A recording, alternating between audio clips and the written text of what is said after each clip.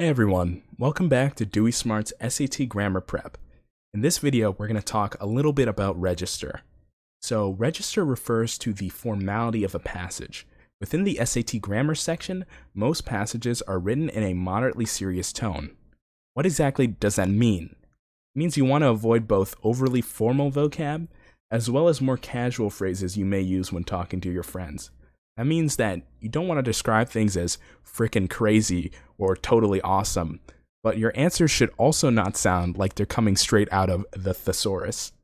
You want a serious and non-confusing answer and register, something that you would reasonably put in an English essay maybe. With that being said, let's look towards our example problem for some guidance. So, during the Nimrod expedition in 1907, Ernest Shackleton led a group of explorers on a voyage to the South Pole. Shackleton and the members of his party endured a great number of hardships, but when they finally arrived, they saw some really great things.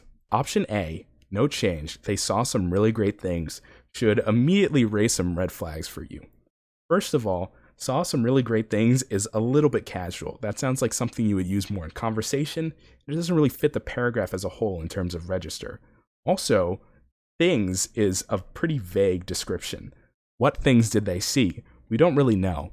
For that reason, we're going to cross out A as a potential answer. Now, B, perceived myriad captivating visuals.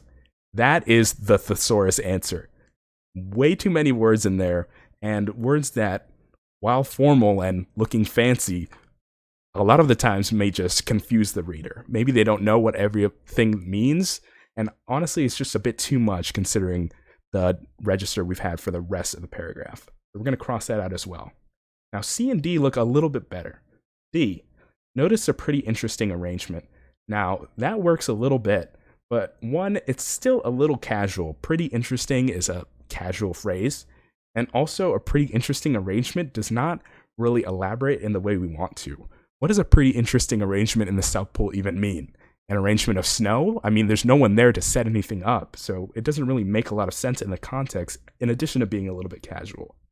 Greeted by many fascinating sights is the best answer because not only does it fit the register of the paragraph that comes before it, but it's just a little bit more descriptive than everything else. Instead of referring to things as things or a pretty interesting, it says exactly what they are, fascinating, and they are sights.